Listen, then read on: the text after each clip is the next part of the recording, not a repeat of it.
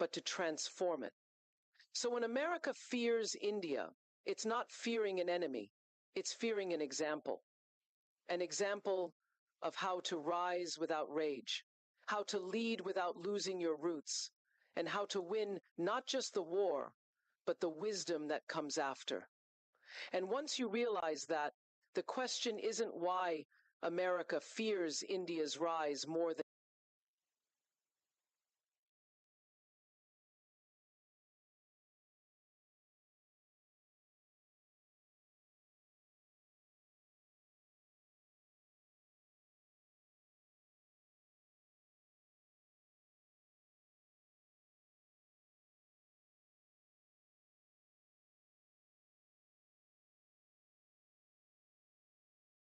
I am Vyasa, born to sage Parashara and Satyavati. I came before the dark age to restore dharma and wisdom. In those ancient days, the Vedas were scattered and fragmented. People could no longer grasp their profound meaning. So I divided the one Veda into 4 great streams: Rig, Yajur, Sama, and Atharva, each entrusted to a rishi. To bring these truths closer to the hearts of all, I composed the Puranas and the great Mahabharata.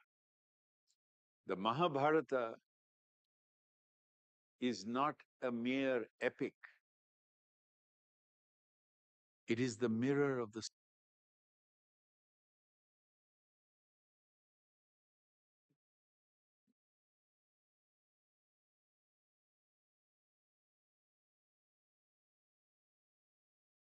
Let us build a strong and self-reliant India that is not only a global leader in innovation and economy, but also a torchbearer of values, culture, and collective progress. Vanakkam, Namaskar, and very good morning to one and all. It gives me immense pride and joy to welcome you all to this prestigious 2-day national conference on Roadmap to VIKSIT Bharat, a multidisciplinary approach, a milestone initiative aligned with the grand national vision of transforming India into a developed nation by 2047, marking 100 years of independence. VIKSIT Bharat 2047 is not just a policy mission, it's a people's movement, a class esteemed dignitaries of this conference to come on the stage. Now I call upon Professor Anil Sahasrabudhe, Chairman, NAAC and NBA. With a very big round of applause, let us invite all our guests. Professor N. Kalaiselvi, Director General, CSIR. Professor V. Kamakoti, Director, IIT Madras. Professor P. Prakash Babu, Vice-Chancellor, Pondicherry University. Dr. G. V. Selvam, Vice President, VIT. Professor M. Krishnan, Vice Chairman, Central University of Tamil Nadu. Professor Sidhu M. Algur, Vice Chancellor, Central University of Kerala. Professor C. A. Vasuki, Secretary, Kongunadu Arts and Science College, Coimbatore. Professor Aurobindo Meheto, Director, DRO, MD, Central University of Tripura. Professor G. Ramesh Kumar, Co-Convener of this conference, and Professor Dr. T. Tyagarajan, Vice Chancellor, VIT Chennai. We welcome you all, the dignitaries on the stage.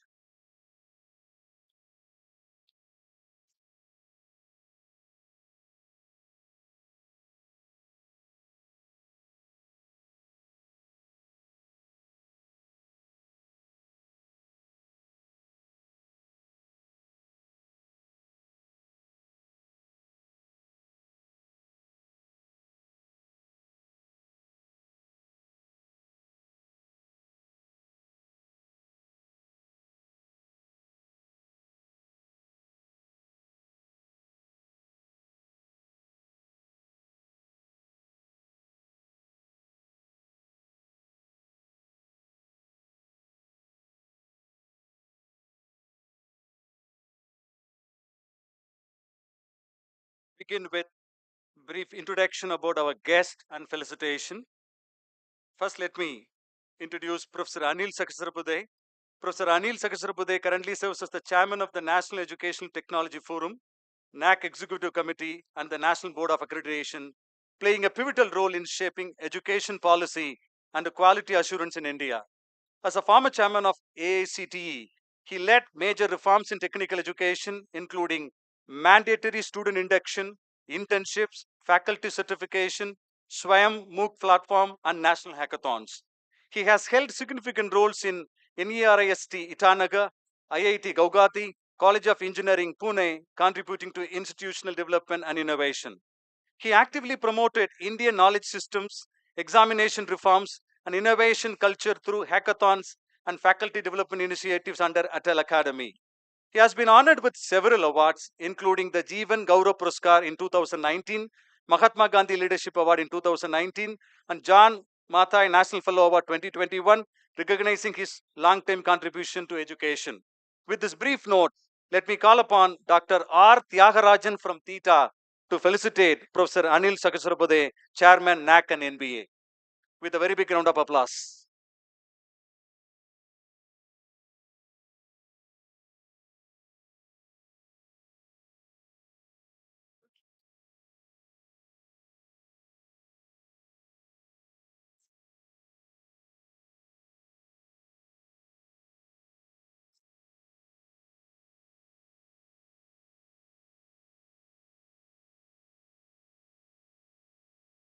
Thank you, sir.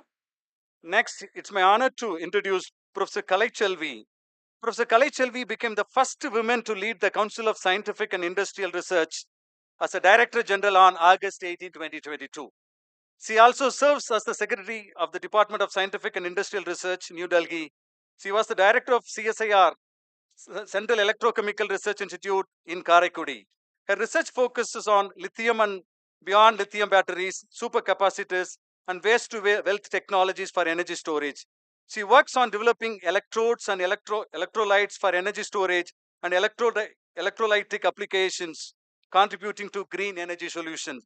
With this brief note, let me call upon Dr. M. Nalini from Theta to felicitate Professor Kalaiselvi, Director General CSIR, New Delhi, with a very big round of applause.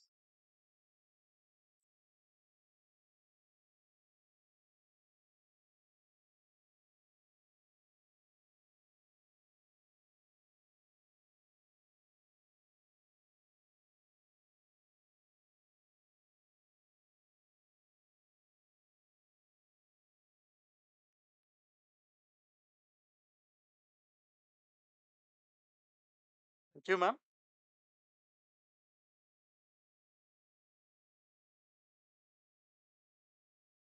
Next, it's my honor to introduce Professor V. Kamakoti, Director of IIT Madras since 2022. He holds MS and PhD degree in computer science from the same institution. He is a specialist in computer architecture, VLSI design, and information security. He leads key national programs like microprocessor development and information security and educational initiatives. He has published over 150 papers, guided numerous PhD and MS scholars, and delivered nearly 50 industry and government R&D projects. He has served on the National Security Advisory Board and chaired the AI Task Force for the Ministry of Commerce. His accolades include the DRDO Academic Excellence Award, Abdul Kalam Fellowship, and ACCS Lifetime Achievement Award. With this brief note, let me call upon Dr. P. Karupaya from Theta to felicitate Professor Dr. Kamakoti, Director IIT Madras.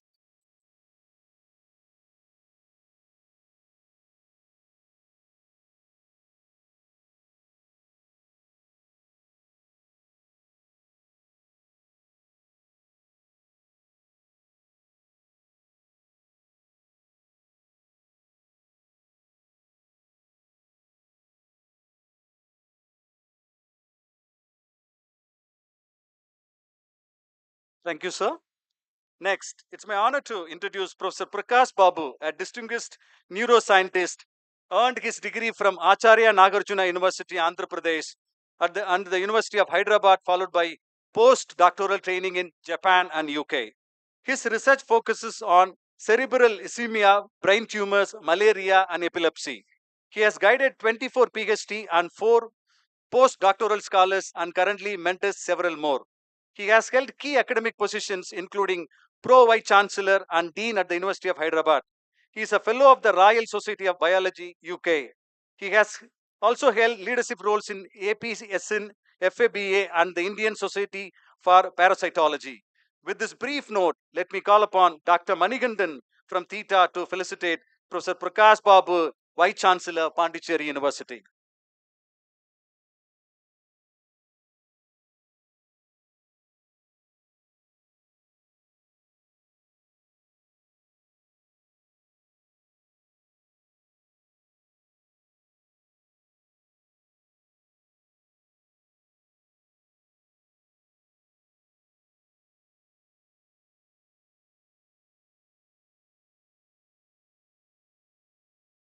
Thank you, sir. Now, it's my honor to introduce Dr. G.V. Selvam, Vice President VIT. He stands as a true embodiment of honesty and hard work. He not only believes in, but lives by the precept, demonstrating these values through every endeavor he undertakes. Dr. G.V. Selvam has been associated with this institution since 1999, when he first assumed office as Vice Chairman of Vellore Engineering College. Since then, he has been working relentlessly towards the progress of the institution. He spearheaded the elevation of Vellore Engineering College to VIT University in 2001 and became its first pro-chancellor. Dr. Selvam enjoys the distinction of being the youngest pro-chancellor of the university in the world, which has been recognized by the Limca Book of Records in 2005. He holds a postgraduate degree in business administration and PhD on the topic appraisal of higher education in India with special reference to USA and UK from Madras University. Dr. Selvam became the first vice president of VIT Chennai in 2010, where he sculptured the campus from the scratch. The high-rise structures, the lush green ambience and the ultra-modern infrastructure that adorn VIT Chennai were created within the short span of time under his able leadership. He has developed VIT Chennai campus in conformity with standards of Green LEED certification. As the Vice President, he continues to contribute diligently to its growth. His painstaking efforts in implementing several innovative measures have enabled VIT to emerge as an institution of international eminence. Dr. Selvam was instrumental in introducing new and need-based programs of study such as law, architecture, hotel management, and agriculture. He introduced the inter-university sports and cultural extravaganza, Rivera, now it's an international festival. SAR played a very significant role in establishing VIT Technology Business Incubator, VITBI, which has received national acclaim for its service to budding entrepreneurs. The Center for Sustainable and Rural Development and Research Studies also brainchild of Dr. Selvam sir. With this brief note, I request Dr. R. Bhaskar from Theta to felicitate Dr. G.V. Selvam, Vice President VIT.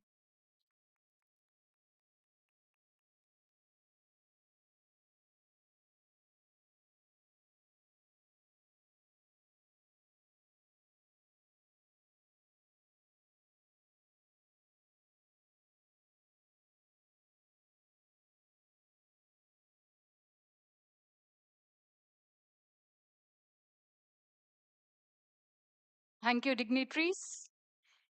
On behalf of VIT Chennai, it gives me an immense pleasure to brief the profile of Professor M. Krishnan, Vice Chancellor of the Central University of Tamil Nadu, specializes in insect molecular biology and silkworm biotechnology. He previously served as Vice Chancellor of Madurai Kamaraj University and held professorships at Central University of Rajasthan and Bharatidasan University. With 15 completed research projects and 14.67 crores in funding, he has collaborated internationally in the UK, Hungary, and Germany. He was invited by the University of Edinburgh to teach bioethics and by the Czech Republic's Department of Entomology to research silk gene expression, reflecting his global scientific engagement. With this brief note, let me call upon Dr. N. Radhakrishnan from Theta to felicitate Professor M. Krishnan, Vice Chancellor of the Central University of Tamil Nadu.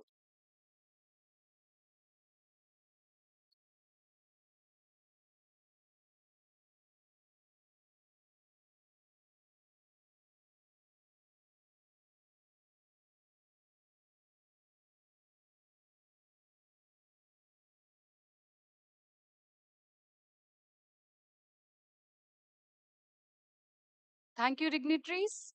Again, it gives me a great pleasure in briefing the profile of Professor Sidhu P. Algur, Vice-Chancellor of the Central University of Kerala. Since March 2025, he is an accomplished academic leader with nearly 4 decades of experience. Previously, he served as VC of VKSU Ballari, where he led major research and infrastructure initiatives. He hails from Tedal, Karnataka. He holds a BE, MTech, and PhD in engineering disciplines. A noted researcher in web mining, big data, and knowledge discovery, he has published widely and mentored numerous PhD scholars. He played a key role in implementing NEP 2020 in Karnataka and is recognized for his commitment to rural education and economic innovation. With this brief note, let me call upon Dr. M. Balaji from Theta to felicitate Professor Sidhu P. Algur, Vice Chancellor of the Central University of Kerala.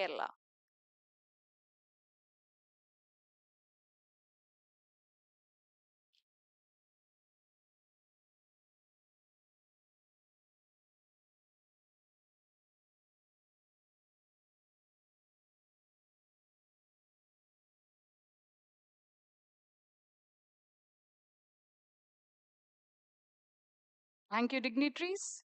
It's a pleasure to brief the profile of Dr. C.A. Vasuki, Secretary of Kongunadu Arts and Science College, Coimbatore, is a prominent figure in higher education and research. She serves as President of the Association of Management of Private Colleges, Tamil Nadu, and syndicate member of Bharatiyar University. She is a life member of the Indian Science Congress Association and also convenes its Coimbatore chapter. Her international credentials include research and teaching at the USDA's Beltsville Agricultural Research Center, USA. She has held key roles in finance and administration and currently serves on the National Council for Transgender Persons under the Ministry of Social Justice and Empowerment. With this brief note, let me call upon Dr. P. Kokila from Theta to felicitate Dr. C. A. Vasuki, Secretary of Kongunadu Arts and Science College, Coimbatore.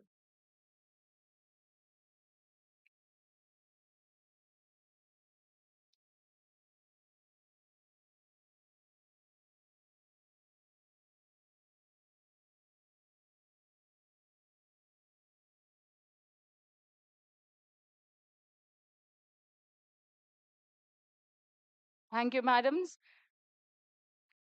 Again, it's a pride and pleasure to brief Dr. Aurobindo Mahato is an accomplished academician serving as professor in the Department of Rural Studies at Tripura University with a strong background in rural development and planning. He holds a PhD in geography and specializes in areas such as rural livelihoods, sustainable development, tribal studies, and climate change impacts on rural communities. He has contributed significantly to research and academics, publishing numerous papers in reputed national and international journals. Dr. Mahato is actively involved in interdisciplinary research and outreach initiatives aimed at improving rural livelihoods and empowering marginalized communities. With this brief note, let me call upon Dr. Senthil Kumar from Theta to felicitate Dr. Aurobindo Mahato, professor in the Department of Rural Studies at Central University, Tirupura.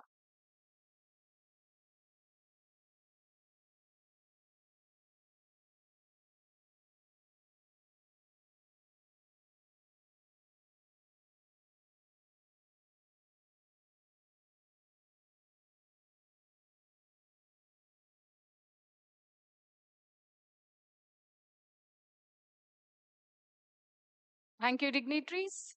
Again, it gives us a pleasure to brief the profile. Dr. G. Ramesh Kumar is a professor in the Department of Physics at University College of Engineering, Arni, Anna University. He holds a PhD in physics and has specialized in areas such as single crystal growth, multiferro materials, functional nanomaterials, ceramics, and thin films, and clean energy and environment. He has over a decade of teaching and research experience, including a postdoctoral fellowship fellowship at CSIR and numerous research projects funded by DST, SERB, TNSCST, UGC, IUAC, and UGC CERO. His research has attracted over 23 lakhs in grants, and he has guided multiple MSc, MS, and PhD scholars. With this brief note, let me call upon Dr. Prakash from VIT to felicitate Dr. G. Ramesh Kumar, co-convener of this conference.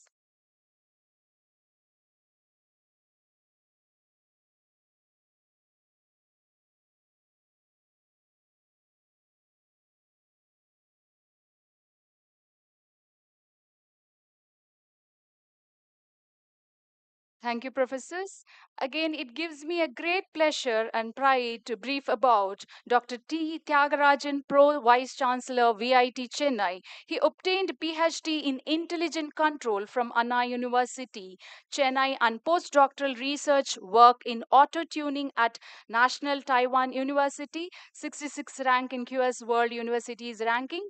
Underwent training in USA and UK under TEQIP and Erasmus+. Authored and co-authored 4 textbooks, published over 110 research papers in journals, conference proceedings, and guided 16 PhDs. Secured R&D funding worth rupees 15 crores from various government agencies. He played a significant role in developing 4 prototypes: automatic external defibrillator, antibiogram device, multi-purpose robot, and advanced process controller. He has 1 patent granted and 1 under FER review. Established 3 COEs: IoT, robotics, and automation and automotive technology. And he organized 4 national and 3 international conferences. He has over 39 years of rich experience in teaching, research, and admin combined experiences. With this brief note, let me call upon Dr. C. Ravi Kumar from Theta to felicitate Dr. Tyagarajan, Pro Vice-Chancellor, VIT Chennai.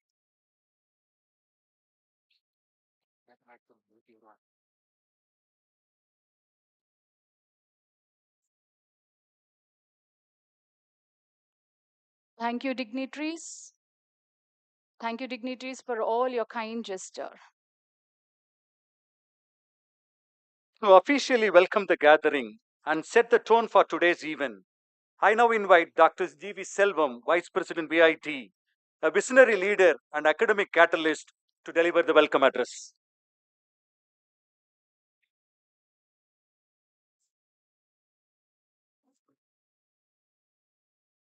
Vanakkam. Good morning. As Swami Vivekananda said, arise, awake, and stop not till the goal is reached.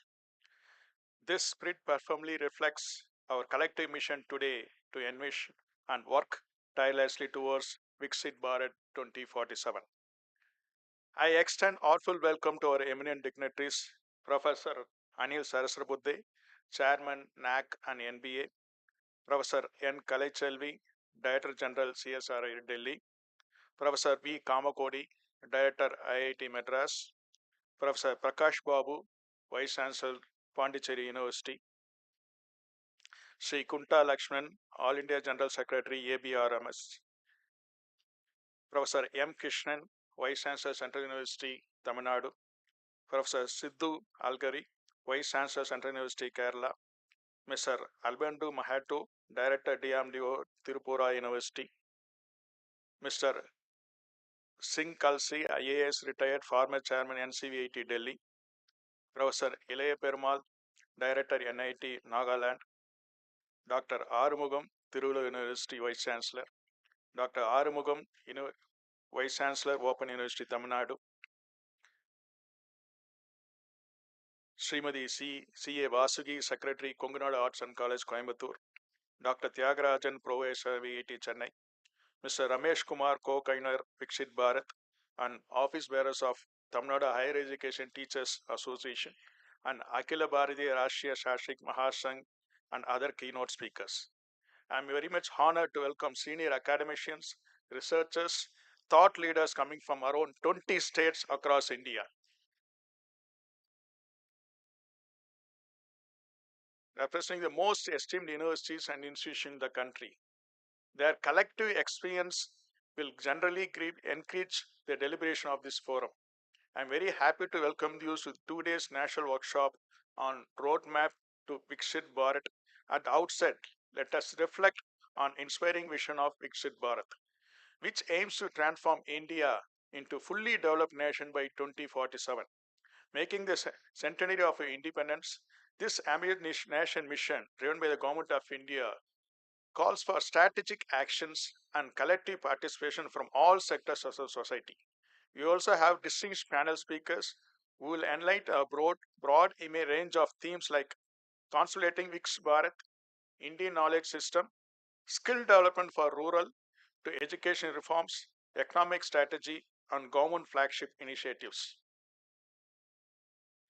This workshop, jointly organized by Tamil Nadu Higher Education Teachers Association and Akhila Bharatiya Rashtriya Shashing Mahasangh in association VIT Chennai, is esteemed host of institution. The event structures as a roadmap, bringing together the ideas, policies, academic insights to steer India toward this transformative goal. These topics anchored on the 4 foundation pillars of VIKSIT Bharat: youth development, upliftment for the underprivileged, inclusivity and women empowerment, and positioning India as the food basket of the world. This workshop is truly confused of great minds. I am confident that it will be inspire actionable ideas and shared commitments on nation vision.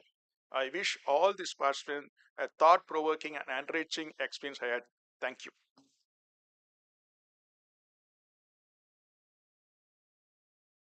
Thank you so much, sir, for setting the tone of this Congress with your warm welcome address. Now it's my honor to invite Dr. T. Tyagarajan, Pro Vice-Chancellor of VIT Chennai, to brief about host institution.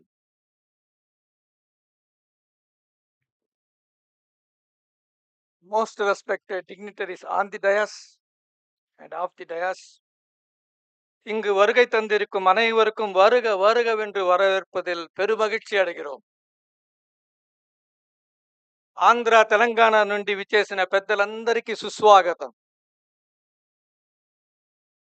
കേരളത്തിൽ നിന്നും വന്നിരിക്കുന്ന എല്ലാവരെയും ഹൃദയപൂർവ്വം ಸ್ವಾಗತಂ ചെയ്യുന്നു.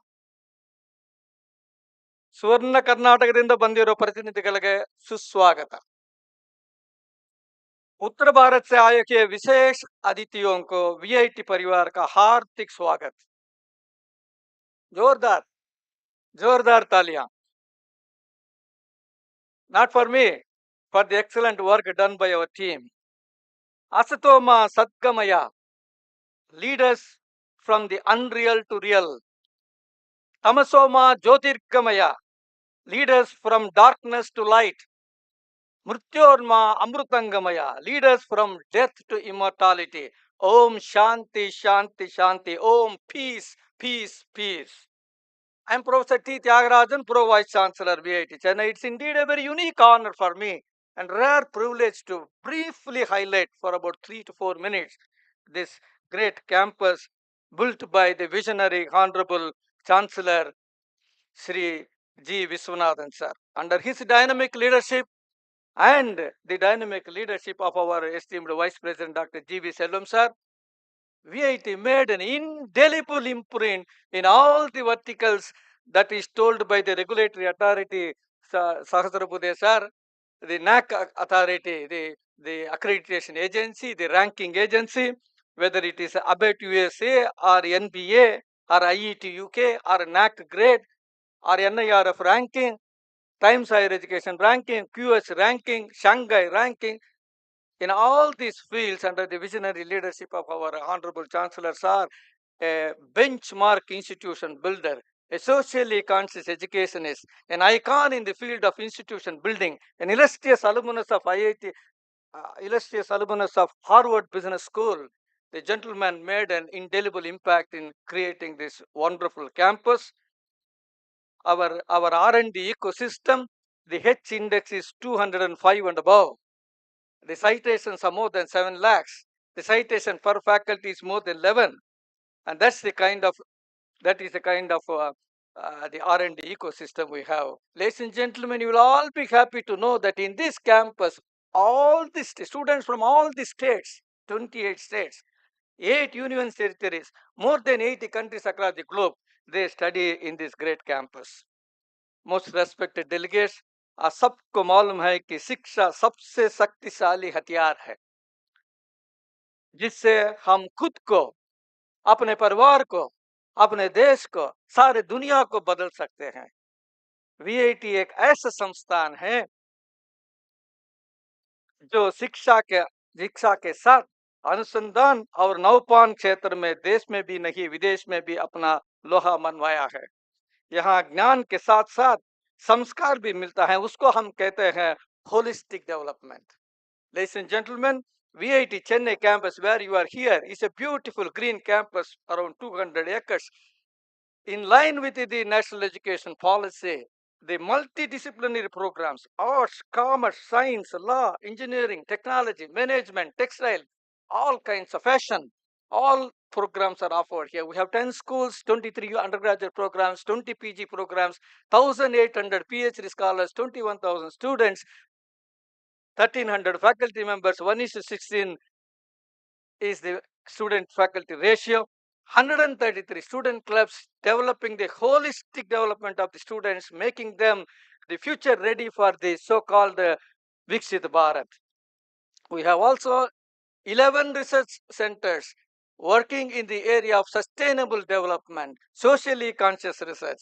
Our activities are recognized by Sahasrabudhe sir when he was AICT, that AICT Idea Lab is here, Entrepreneur Cell is here, central government sponsored 5G lab is here, industry sponsored labs are there. All that are thrown open to you tomorrow when you are going around the campus.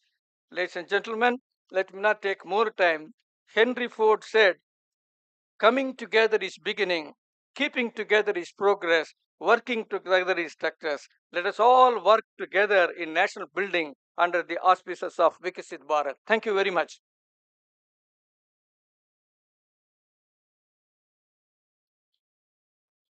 Thank you, sir. That was really a wonderful and power-packed address to the gathering with different languages. Thank you so much. To walk us through the objective and structure of today's conference, now I request and invite Dr. G. Ramesh Kumar, Co-Convener, to provide a brief overview. Over to you, sir.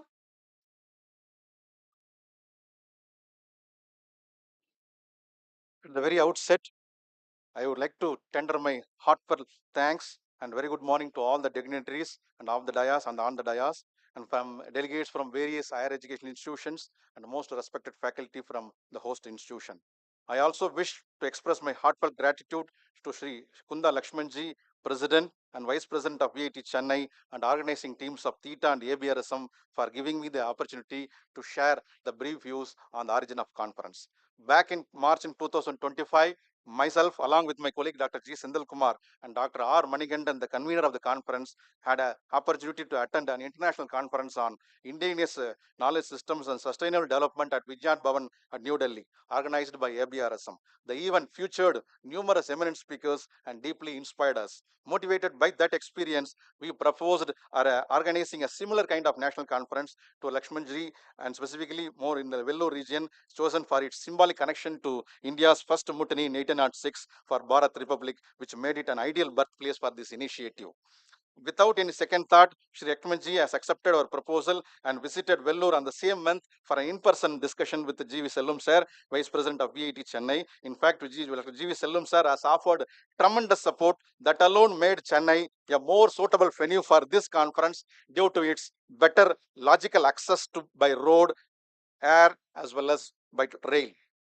So from the moment of VIT was confirmed of the host, the management has been incredibly supportive, providing excellent amenities like air-conditioned auditorium, boarding provision for more than 800 delegates, food and refreshments for more than 1,200 registered participants, and also for local logistic support to the delegates coming from various places. Till this date, we have not received any word no from Dr. G. Selvam sir, and he had extended consensus for all our requests. I take this opportunity to extend my profound gratitude for his unceasing help in every possible way. If there is any measure of success attributed to this conference, the credit must have to be reserved to the VIT Chennai management and especially Dr. D.V. Selvam sir without any reservations. With this wave, I once again thank one and all for being here to this wonderful occasion. Thank you. Thank you, sir, for your brief report. We are privileged to have with us one of the country's leading academic voices in technology and national development. I now, with honor, invite Professor Dr. V. Kamakoti, Director IIT Madras, to address the gathering on the theme of the conference.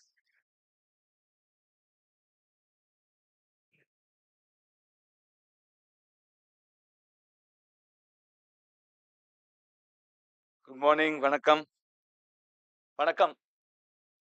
Thank you.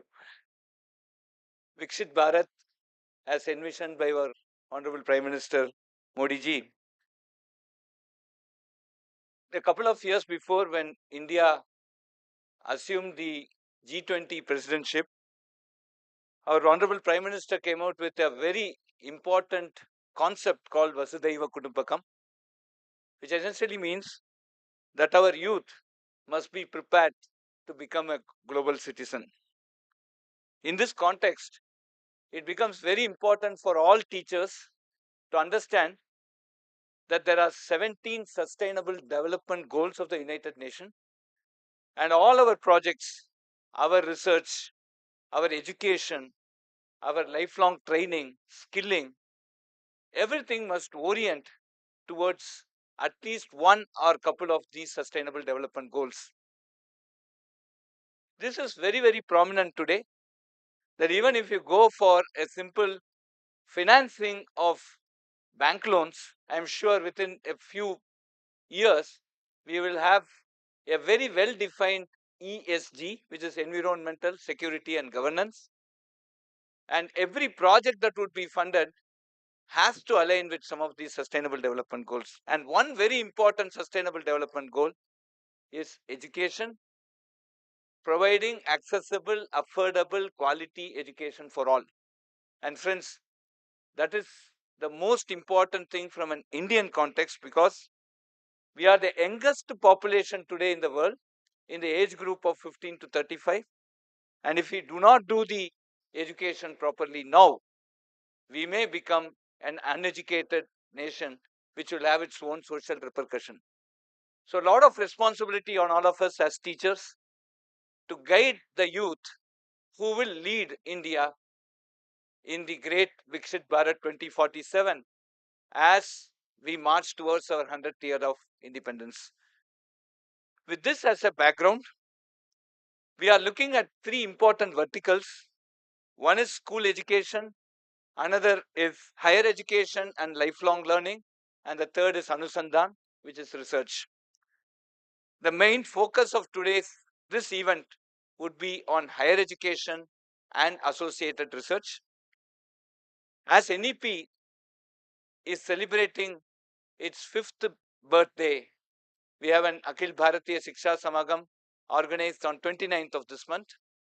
The policy has become extremely important, specifically in this context. One of the most important aspects of this policy is to bring in multidisciplinary education, where we are looking at students from arts, engineering, and management, and all sciences to come together to develop products that will have a good social bearing and at the same time will be aligned to the sustainable development goals. Lot of emphasis is also put on lifelong learning because the technology is changing. Today there is, in my opinion, a fear that AI is going to take all the jobs.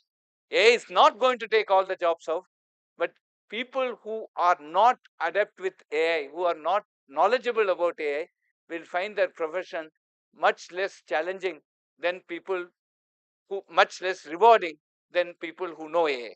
So there is a need for us to continuously keep learning. And the third important thing is innovation and entrepreneurship. VIKSIT Bharat 2047, if it has to be really VIKSIT as dreamt by our Honorable Prime Minister, it has to be a product nation, it has to be a patent nation.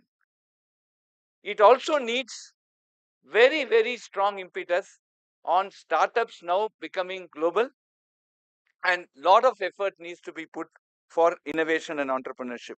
So in a broad sense, if you look at the 11 sessions that are organized in this particular event, when Lakshmanji approached us, the underlying theme is to look at these three aspects.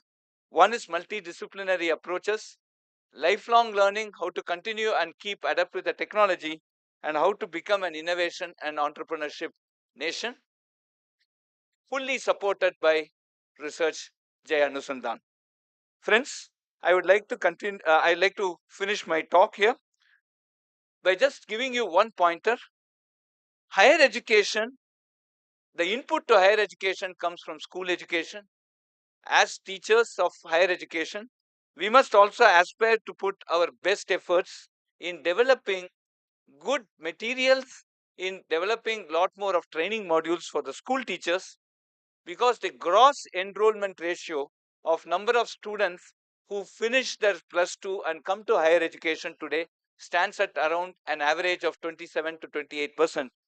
And the NEP has set a milestone of 50% by 2035. And there is a long way to go, and this is something that we have to look at. The last one is that education has to be inclusive. We must aspire, as Swami Vivekananda has said, if the poor cannot afford education, the education must reach the poor. We must use the technology, we must use multiple facilities that are available, the multiple exit, multiple entry policies given by the NEP, the academic bank of credits, and also that we can do 2 degrees at the same time. So many interesting policies and regulations have come over a period of time, and I think we have to utilize it to the brim to ensure that the education is democratized. Every student, aspiring student, deserving student get the education that they are in need of. With this, I wish this event a great success. I thank the ABRSM and Theta for inviting me here and also be part of this very exciting conference. Thank you very much and wish you all the best. Let us all work together to make VIKSIT Bharat 2047, and teachers have a very big role to play, and I'm sure all of you are tuned in. Are you? Thank you.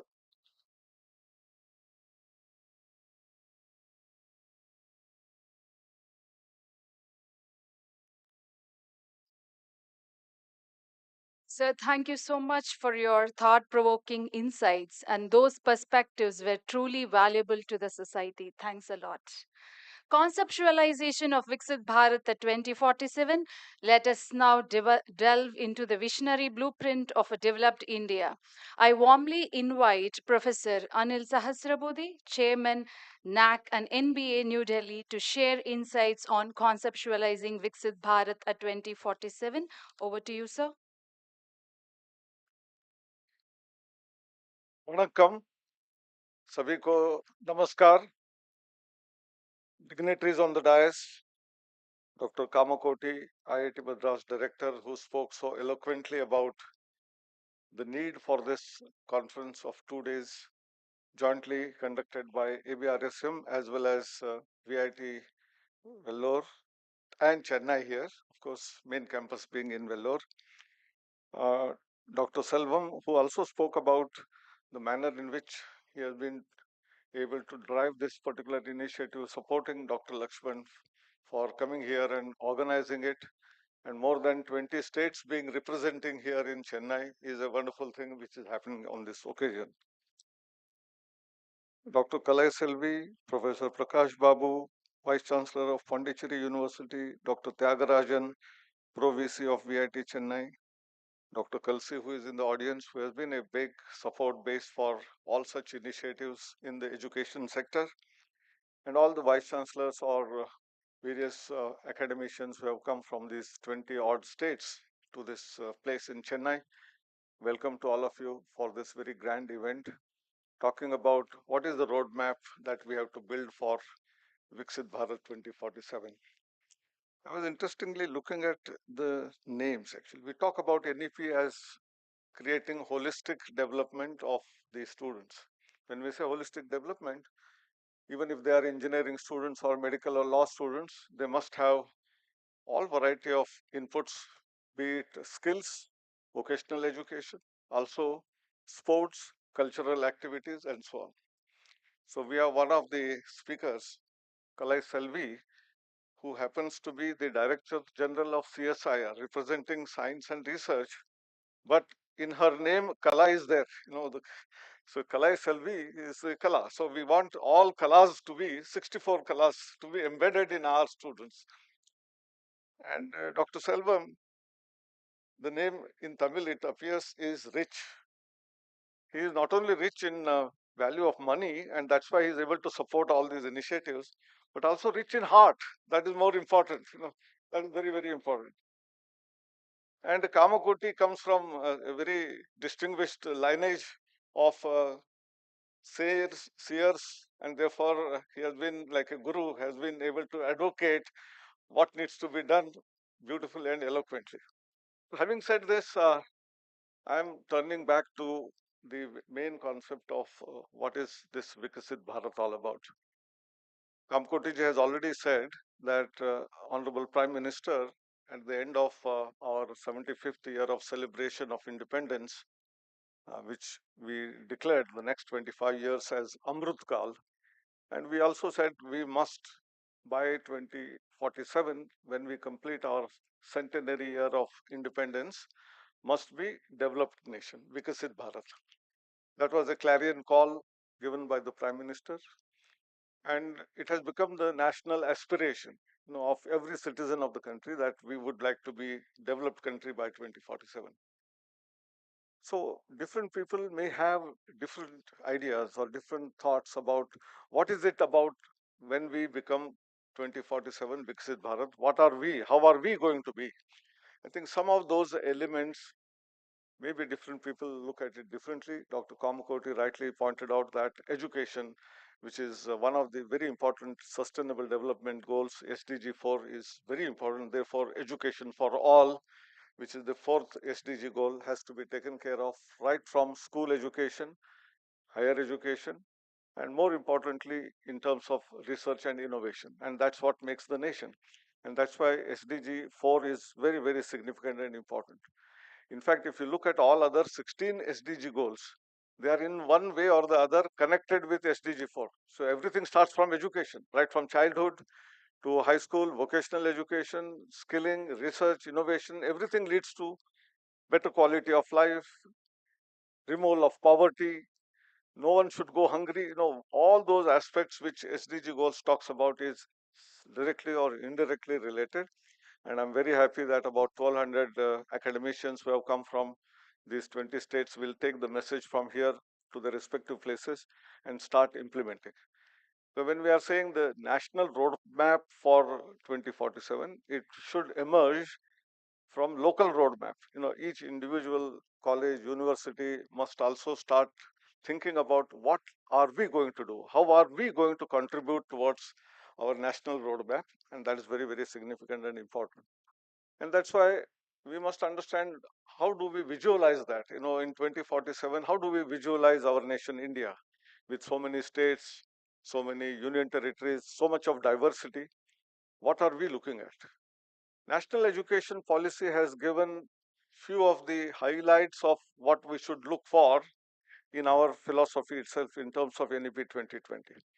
It talks about holistic education of every student. That means we also assume every student or every child, when a child is born, comes up with some inert qualities, talent. The role of education is to bring it out. That's why Swami Vivekananda said everyone has excellence in him or her. We have to bring it out through proper guidance, mentorship, support, and that's what education should start talking about. And that's why in our new national education policy, the entire school education system is itself transformed. It is likely to be transformed. Some of the states have adopted, some of them are in the process of adopting that, changing from 10 plus 2 system to 5 plus 3 plus 3 plus 4. I think although most of us are all in higher education, I think we should go back into the roots as to understand why are we doing this. the first 5-year education is in the mother tongue. There has been a lot of controversy. I'm listening in different states of the country that you don't speak this language, you don't speak this. Why are you not speaking? I think we need to respect. Tyagarajanji, you spoke in 5 languages. I can also speak about 6 languages. I don't want to experiment it right now. Alop moi Akomiya Janu. I was in IIT Guwahati, so I had learned Akomiya also. So I think that is very important. And languages are those which connect people. And therefore, rather than hating a language, we should adopt all languages. We should welcome all languages. More the languages you learn, better it is. तो मेरे ख्याल से तमिलनाडु में हिंदी सीखना चाहिए, लेकिन UP, Bihar, Punjab के लोगों को तमिल सीखना चाहिए. ये भी इम्पोर्टेंट है. तभी हम ट्रू नेशनल इंटीग्रेशन की बात कर सकते हैं. तो मेरे ख्याल से one is multilingualism, support system to learn in their own mother tongue. And it has been prominently observed by psychologists as well as very researchers that learning in mother tongue is smooth, very easy, because whatever you learn in home, the same language when you come into the school, it becomes easy transition. Otherwise, if language where you come from and then into the school is a different one, there is a small cultural shock. So avoiding that, I think we started in AICT also what is known as student induction program, wherein we wanted to integrate all the students from different, regions, different economic or financial status, or from the rural or urban areas, from different medium schools, to be united and become collaborative in approach. So that is what is nothing but what education to do about. And that's why in the school education, in the first 5 years, rather than forcing a language in terms of reading and writing, which is slightly difficult because their hands are still not stable. Even writing one language is difficult. So if you make a child to write 3-4 languages, it's difficult. But students learn by listening and start talking. Therefore, listening and understanding a language is the most easiest part. Subsequently, speaking with doing some mistakes grammatically doesn't matter is the next part. And then comes reading, and last comes the writing. So don't force children to write 3-4 languages in terms of reading, writing, but tell them stories in different languages. Make them say 1 or 2 sentences in those languages. Students will pick up not 3 languages, 3 language formula, they will learn 5 languages very, very smoothly and easily. And at childhood, it is much easier than at our age. Now, learning a new language for us is difficult. The next 3 years in the education system of the school was about providing all those 3 R's. And the subsequent 3 years, how do we start vocational education, skilling, which is important from employability perspective. And in the last 4 years of the 5+3+3+4, lot of flexibility in our university system, IITs, and we call choice-based credit system or electives and so on and so forth. Even in the 9th, 10th, 11th, 12th grade, how a student can take multiple different types of courses, maybe maths and music, or chemistry and computer science, or physics with philosophy, is all possible as far as the new national education policy is concerned. And this will bring in a very wide width of knowledge of the student, and depending on the aptitude, depending on the interest, a student then can choose any line, may come to engineering, may come to medicine, may come to law, may come to economics, may come to philosophy. That's fine. This is very sum and substance of the school education. When it comes to higher education, all along, unfortunately, we have been too strongly focused on theory. And therefore, in the higher education, how we embed internship or apprenticeship, thereby practical skill sets about what industry needs is also taught while student is still in the college or university, thereby employability of the student enhances. And that's why a variety of support systems are there. Dr. Kamakoti has also not only SWAYAM, there are SWAYAM Plus courses, which are employment enhancement courses, which are there on the platform. I think we need to do a lot of advocacy, make awareness campaigns, so that across the country we will also have such courses to be taken in. And in order to support that, they are all onboarded onto your either transcripts or at least in the form of available truthful record of the learning of the student. We have APAR ID, you must all be aware, Automated Permanent Academic Account Registry, which is a unique ID similar to what Aadhaar is. and it is linked with academic bank of credits. Thereby, everything that you learn can be deposited there authentically from the agency which has been issued those certificates. And therefore, it is a dynamic CV. And the third part, which Dr. Kamakoti said about research and innovation, we have Anusandhan National Research Foundation with large budget which has been provided. Several new schemes have been coming out.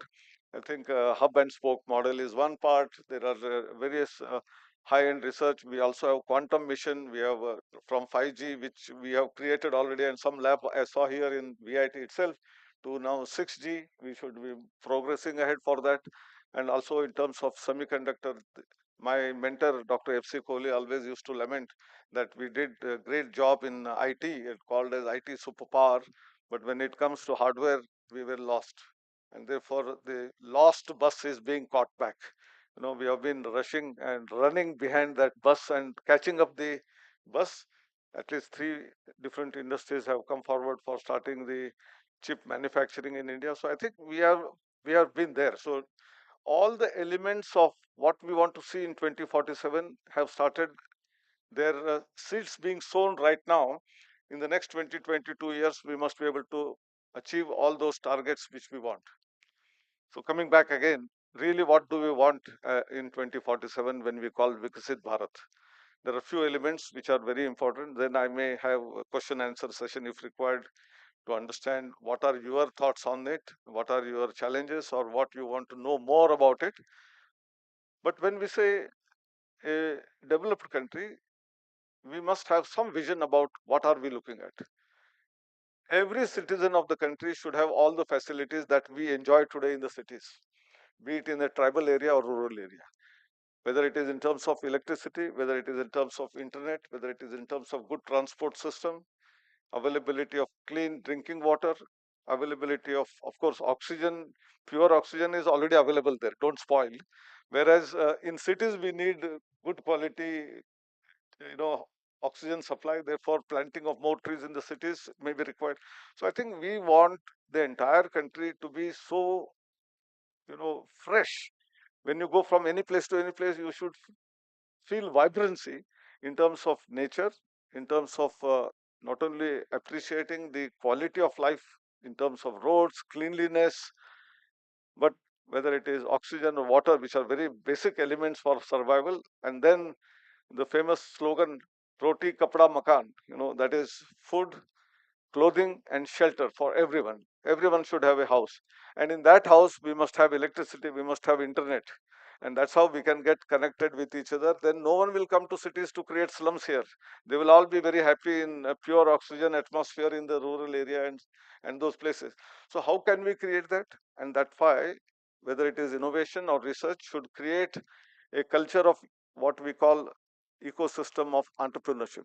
And therefore, our colleges and universities should have some kind of a research, maybe called research park in IIT Madras, similar to that in different places, but also innovation system, ecosystem, where support our students in order to create, be innovative, create new products, which will create business, and thereby it is not just being employable, but creating employment is important. And that's why our vision is in that direction. And I'm very happy just about few statistics when I say it will be very clear that we are on the right path.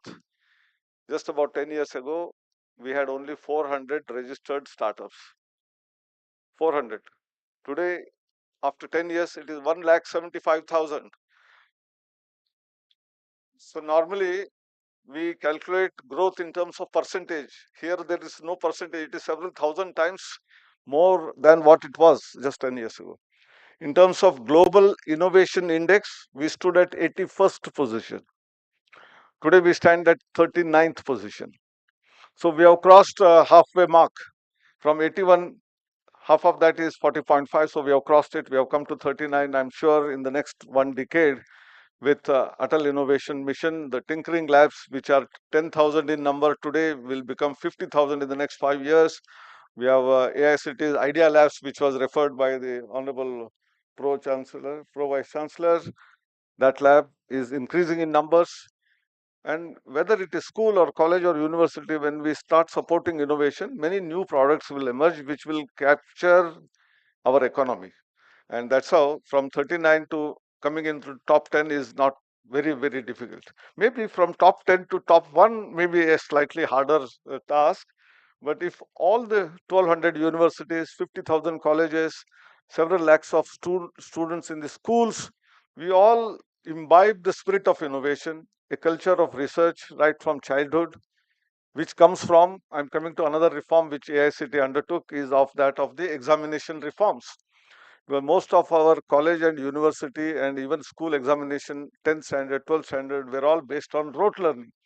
And if you only say that if the textbook answer is A for apple, B for ball, and C for cat, and if some C says something else, we don't give marks, the innovation spirit of the child gets killed. So I think we must be liberating students to write what they understand by that word C or letter C. And if you do that, the spirit of innovation will begin. Therefore, our college and university examination papers must not be derive some things, explain something, stories and all of that. Stories are for listening in the classroom. They are very exciting. All stories in the classroom are very exciting. Students will be gravitating towards that class where teachers tell stories. But in the examination, we must have questions which are based on critical thinking, analytical ability, solving of a problem. And a problem may not be solved by the student, doesn't matter. He may get less marks. But after the examination, he starts probing that, why did I not be able to answer it? Where do I get that information? And the world is today at our doorsteps through internet, and you can go and search. And interestingly, I wanted to tell about theta, because there was a period in the beginning we used our children who were born at some age group as Gen X, then we said Gen Y, then Gen Z, and now we all talk about last 20 years, whoever are born are Gen Alpha. But here, teachers have to be one step ahead. So maybe next 10, 20 years, maybe Gen Beta will come, Gen Gamma will come. The teacher should be ahead, and that's why probably theta is there already here. In terms of becoming a teachers are to be Gen Theta. Only then they can do better for Gen Alpha, Gen Beta, and Gen Gamma. And I'm very excited that this is all happening here in this campus, which is truly, in a way, quite a good sustainable campus. I have been here as well as in the main campus in Vellore. A lot of plants, lot of greenery. I have suggested earlier also, I'm repeating because I didn't see it still. There are pathways where students can walk on the sides, which is a covered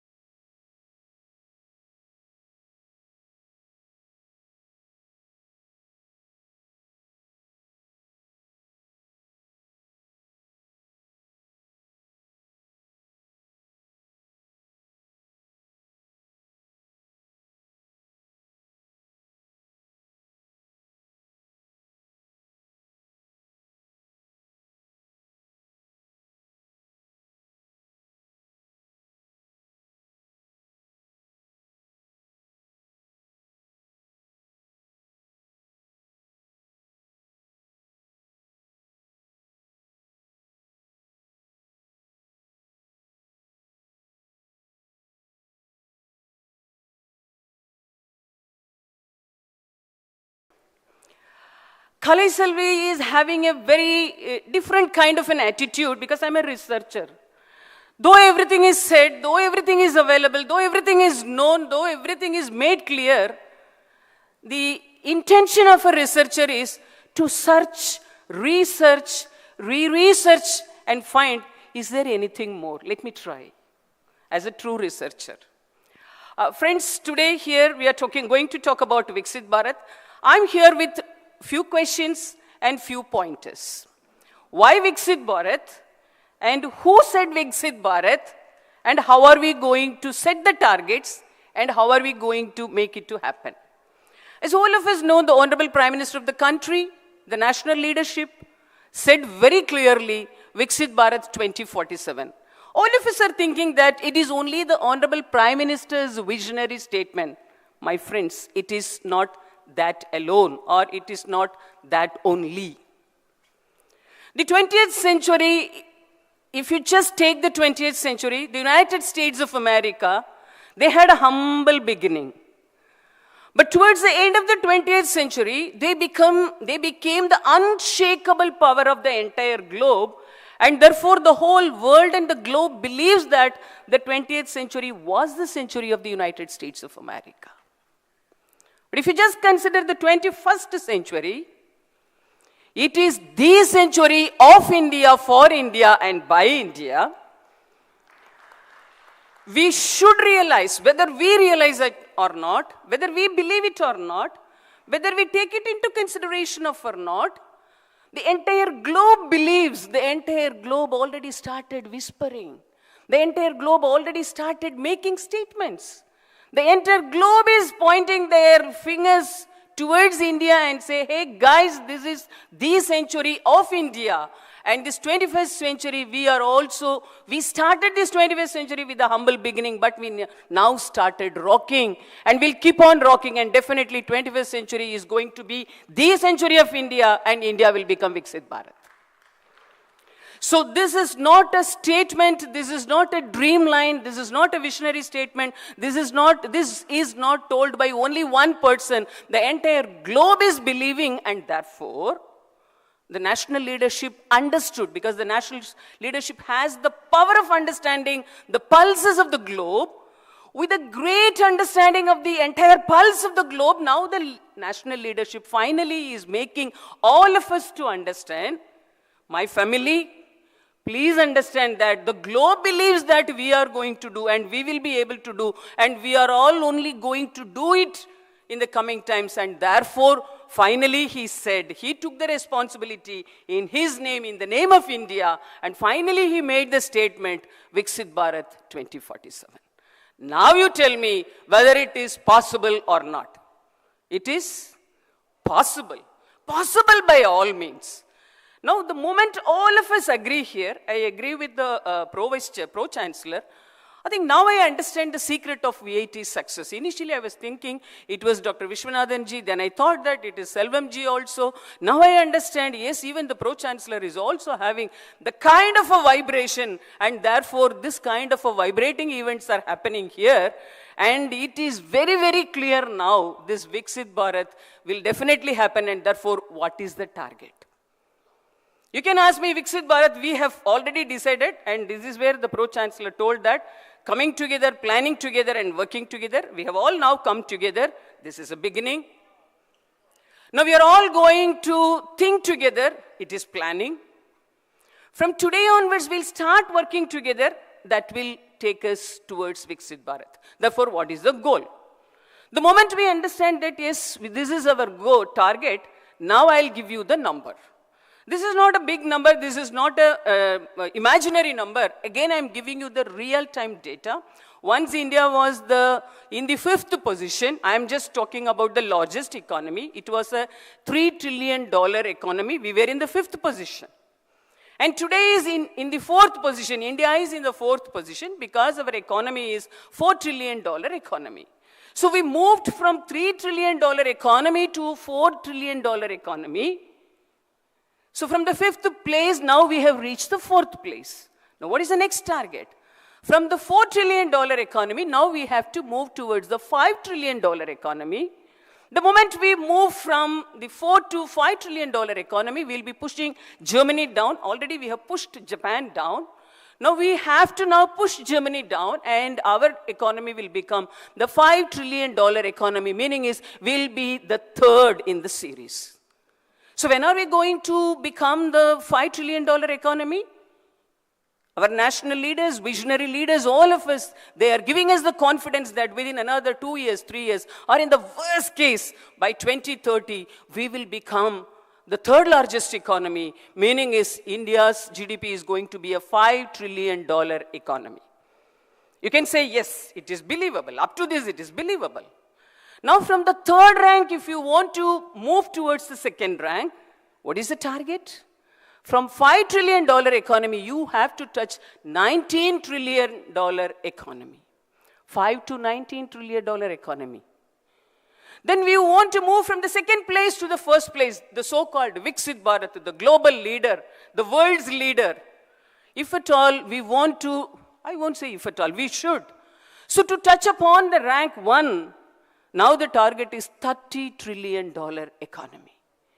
So moving from 3 to 4 was possible. 4 to 5 is going to be possible in the near future, in another 2 years or 3 years or max 5 years. Then from this particular number, from 5 to 19, how many years we are going to take? You may plan today. From 19 to 30, how many more years we are going to take? We have to plan today. So this is not a simple assembly. This particular forum, all the higher education leaders are here, all the teaching community are there, the research, innovation, and all the very important policy makers are here. If we are not able to make this kind of a planning today, then who will make the plan and who is going to really monitor it? Therefore, let us make plans in such a way, 3 to 4, 4 to 5, 5 to 19, and 19 to 30, and what is the timeline? What is a milestone? That may be planned and discussed today. This is my very, very humble submission to this very august forum.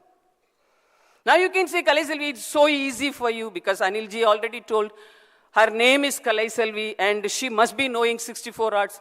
Gee, you may be knowing 5-6 languages. I know only 2 languages, 2.5 languages only. And 64 arts, I don't know. Let me try. Will I be able to prove at least I have one art of at least making people to believe? Let me try. Now coming to this particular planning, you can say, you may talk so many things on the stage, Kalaiselvi. It is so easy to say that do this, do this, do this. How are you going to do this? I will now again tell you, it's very simple. I'm just going to tell you in 9 different directions, if at all we just focus our attention, definitely India will become VIKSIT Bharat in 2047.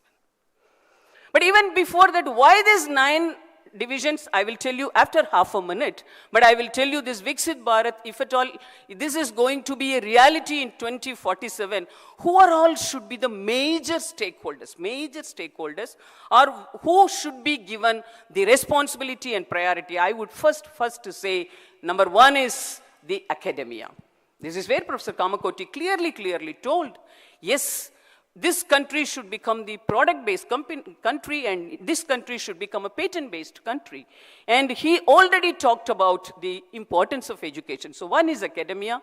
Second one is National Research Lab. I'm representing National Research Labs. And the third one is industry.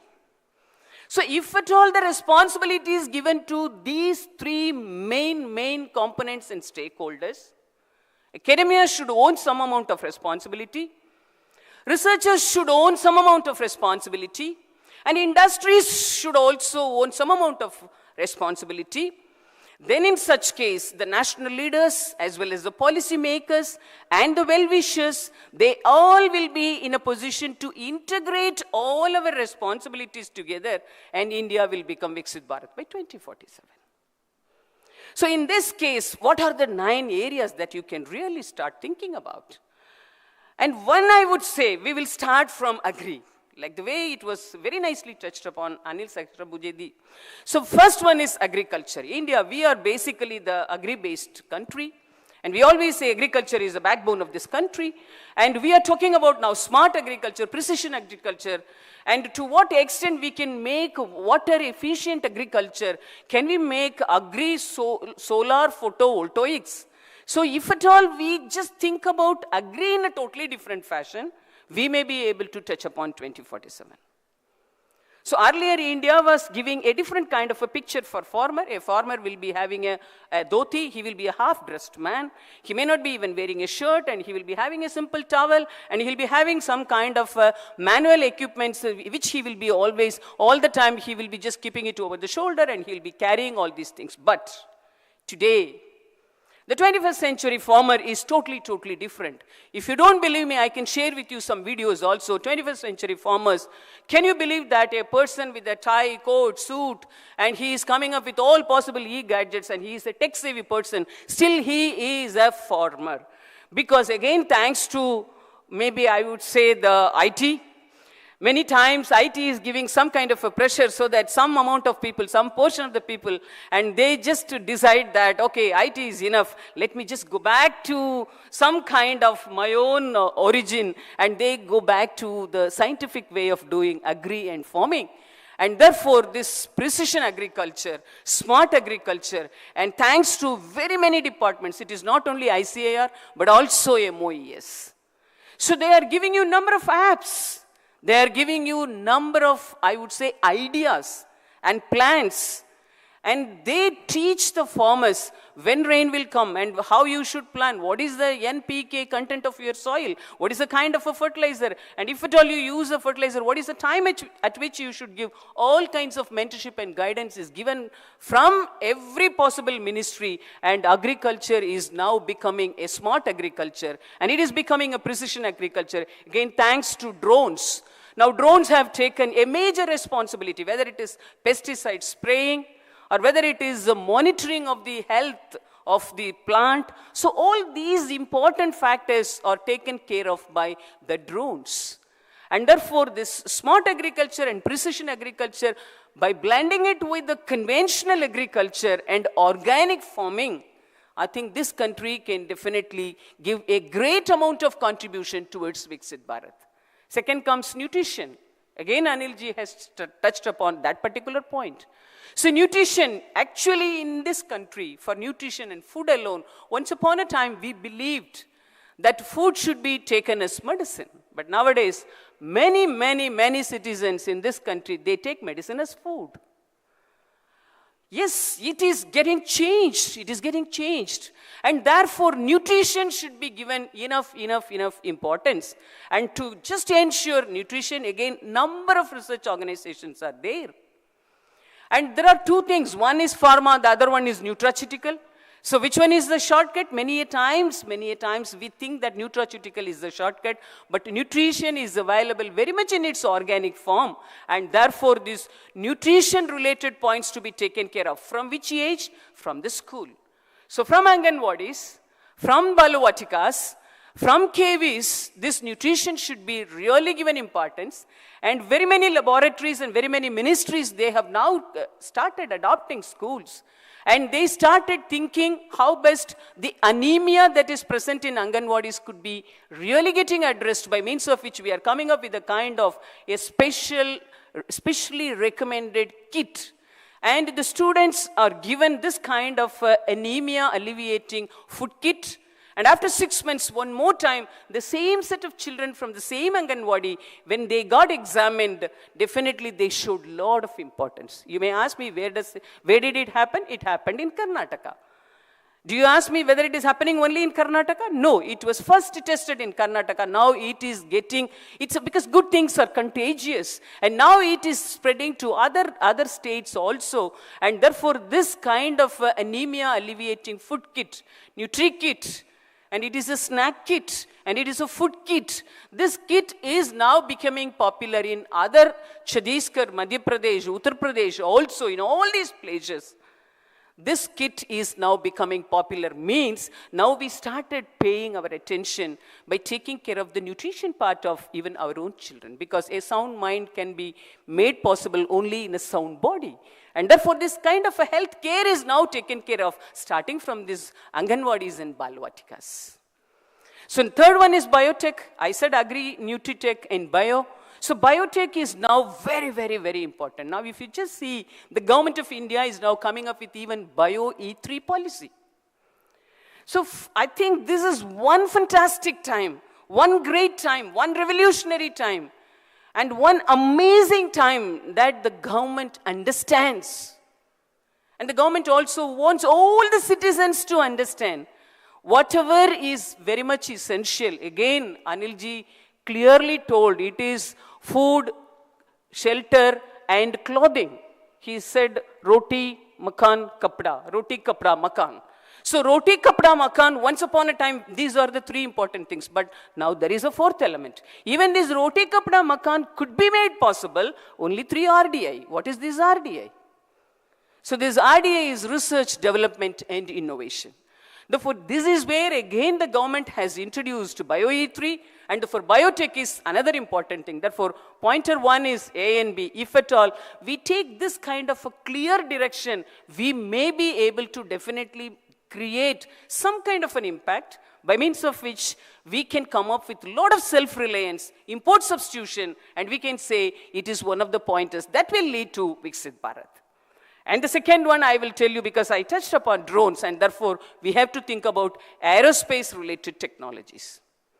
You can ask me whether aerospace is a fancy statement. Once upon a time we thought that traveling by air was a very great thing, and we thought that it is not affordable to everyone. But now, traveling by air is becoming very much affordable. Now here comes the challenge also. Now two-wheeler, three-wheeler, four-wheeler, we are all having all the traffics only on the road, and we thought that it is enough if we are able to manage the traffic jam on the road, we will be able to say that, yeah, we are done with. But now it is not so. We are not happy. Now we started using aerospace also for our complete logistics and communications, and also for commuting also. Once we had aeroplanes, then we had helicopters. Now we are talking about different kinds of different types of, I would say, whether it is drone or whether it is VTOL, because again IIT Chennai as well as CSIR, we are working on even VTOLs, Q-planes, HAPS, high altitude pseudo platforms. So they're all going to occupy the space at different layers. So like the way we are now having this kind of a vertical tower as our living place, even hereafter, this kind of a traffic is going to happen at different layers. So one is road, then also now we have bridges. Bridges also we have even roads as well as trains. Then we have different layers at which different types of commutations are going to happen. Therefore, who is going to take care of all these kinds of infrastructure, civil infrastructure?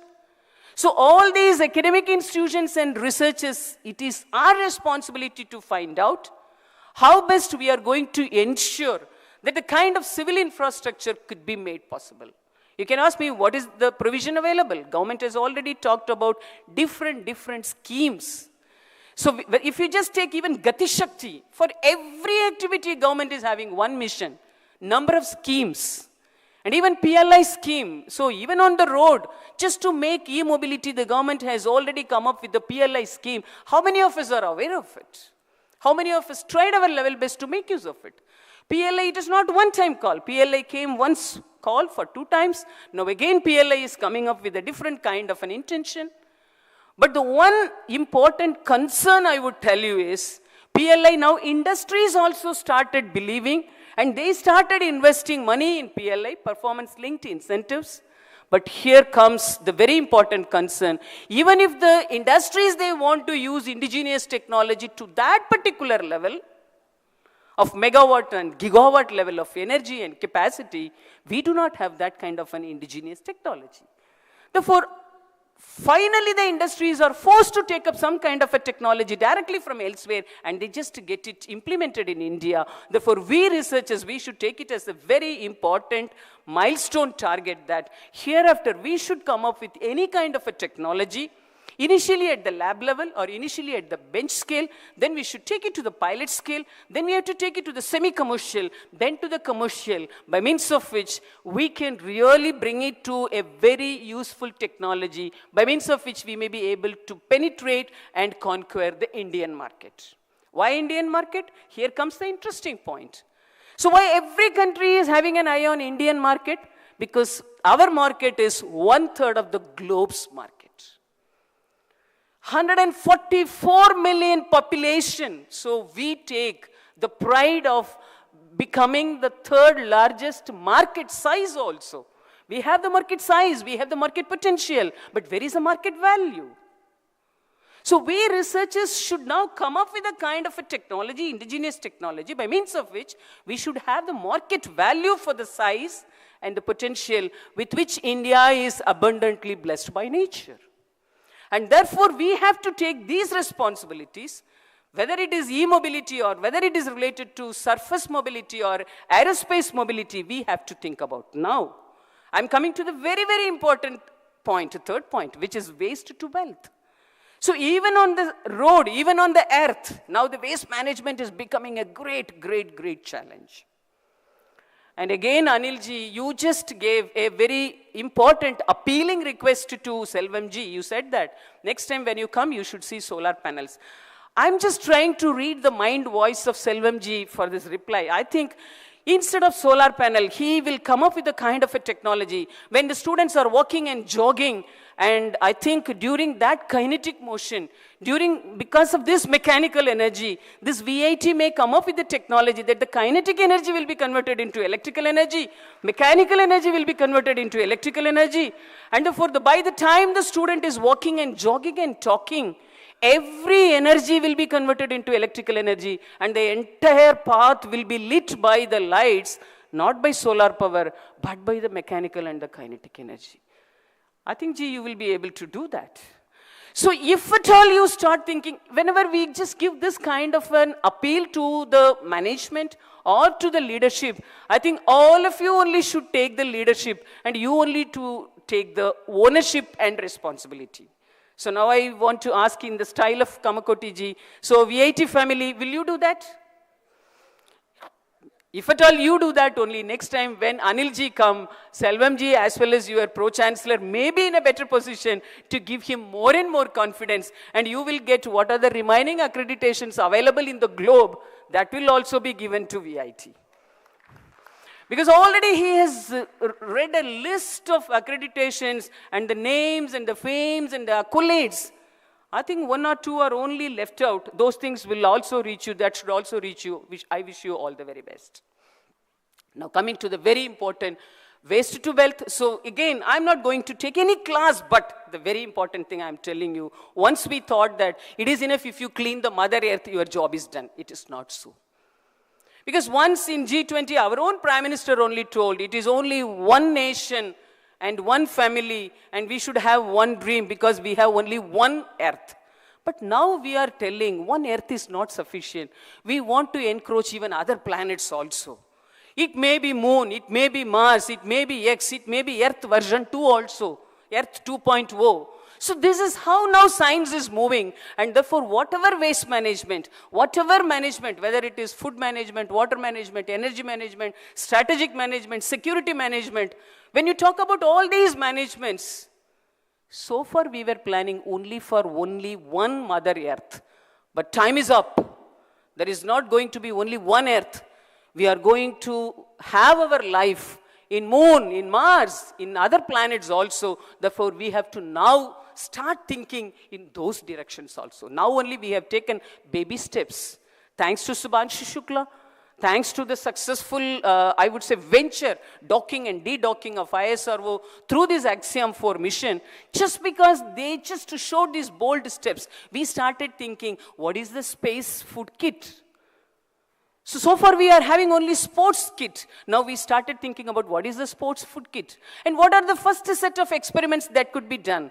So based on these experiments, based on these results, now we will be able to arrive at a conclusion. What is the next phase of our life? Are we going to have our life only here or in other planets? Therefore, this managements, all the 5 managements should be planned for other planets also. That is very, very important. At the same time, I would say, we are talking about the legacy waste only on Earth, but now itself, at every possible layers of the space, debris started showing lot of challenges. So it's the space traffic, it is the debris waste management. Everything should be planned from now itself. Otherwise, in space research, we may not maintain the success that we have already showed in the global arena. And when we are talking about only above the Earth, then here comes the MOES. They say that no, even below the Earth, when this space research is thinking 6,000 meters above the Earth, at the same time, MOES is planning to go 6,000 meters below water. So we're talking about Gaganyaan and other things with respect to space, and they are talking about Samudrayaan. So through Samudrayan, again, now we are planning how best we can really have deep dive. It is not deep dive. 6,000 meters below water now we are planning. Therefore, what are the different things which are required for even below water? Even underwater management is also becoming very, very essential. So if at all you want to really do justice for VIKSIT Bharat, underwater management related, all the critical challenges are to be taken care of by only the research community. Now I am coming to the very important part, which is the metal value. Metal value, mineral value, and the minings of our country. In India, what is not there in our minds? Which metal is not there? Which material is not there?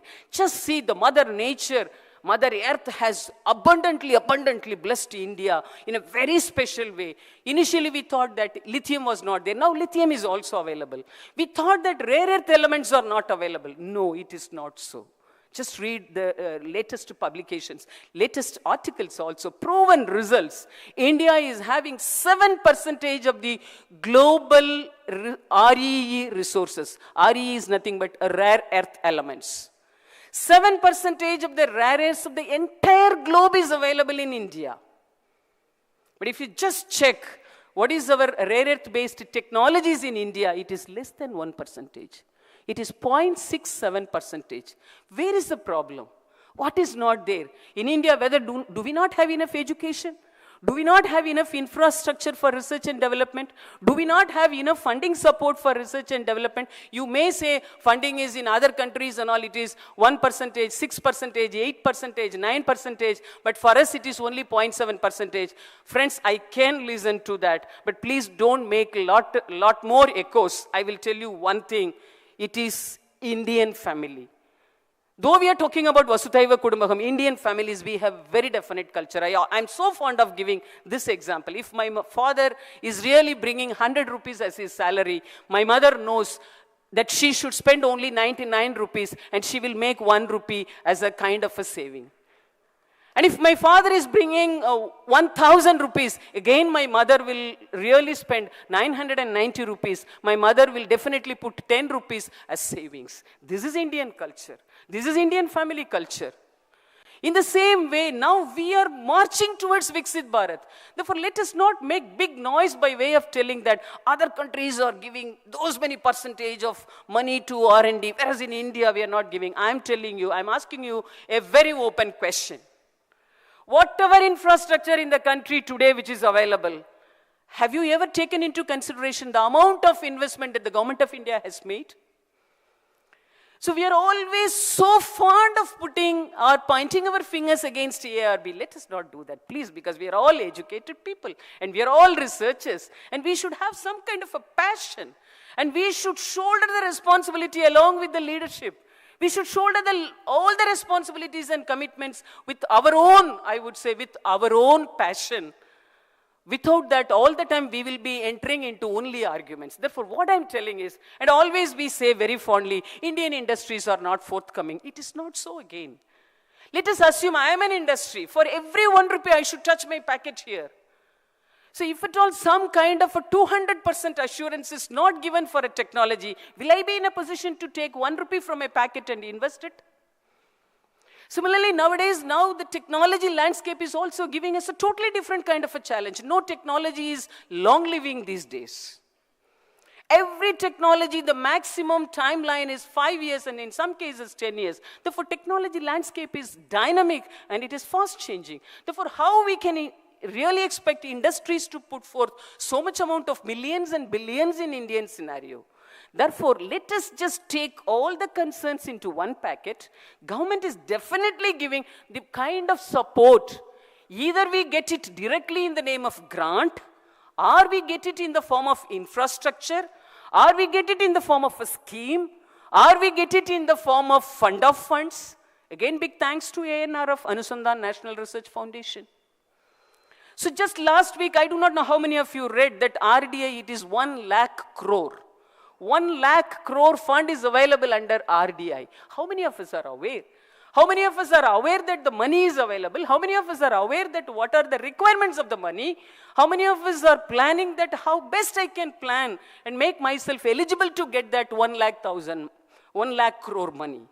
So friends, if at all you start searching, because we are all researchers, Even after Anilji has talked and Kalaiselvi is able to spend 20 minutes in trying to find out some reasons, this should be the aim of every researcher. Please find where are the options available.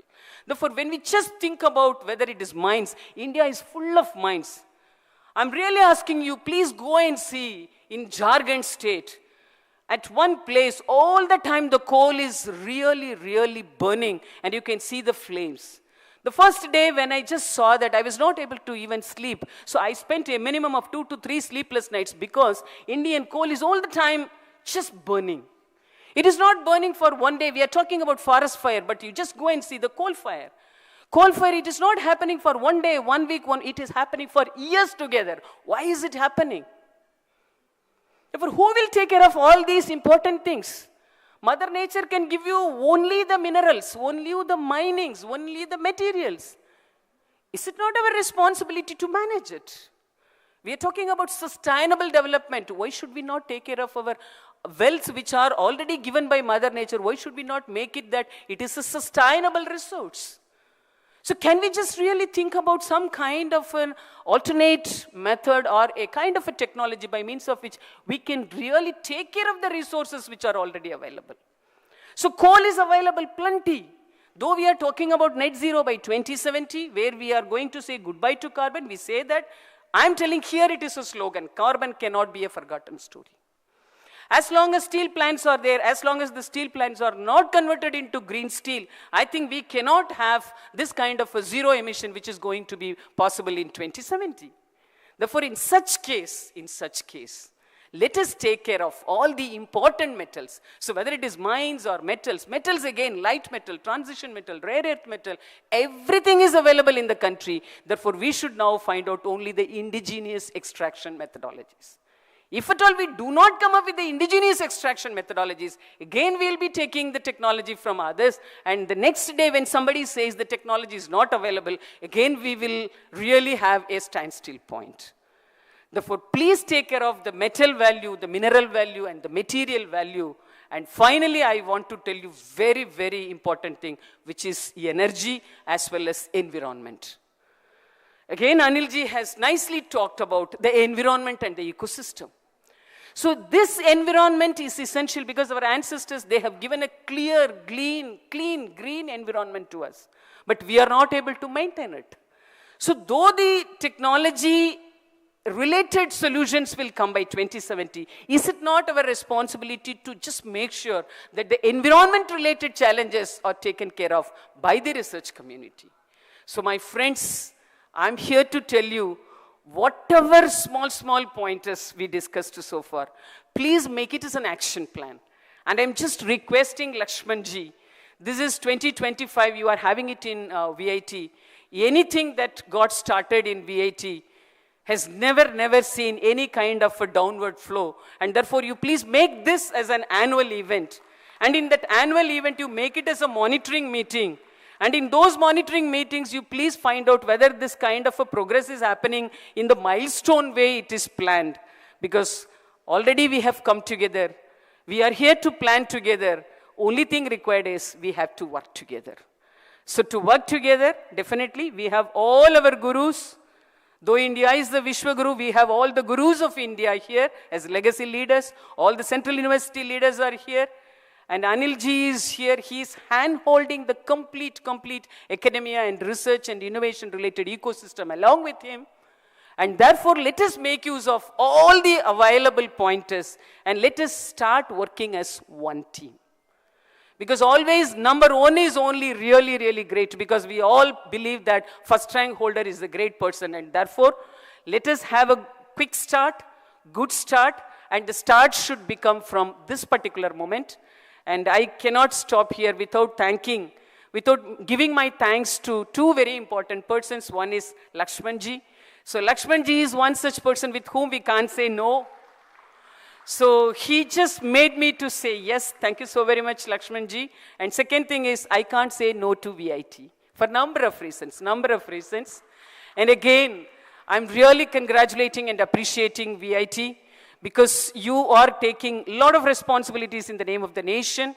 and also name of the nation across the globe, please continue your service. We from other end, whichever way it is possible, we will definitely support you. With this kind of a promise, once again, thank you so very much for each and every one of you. I look forward to work with each and every one of you. Thank you, Namaskar. Good day to each and everyone.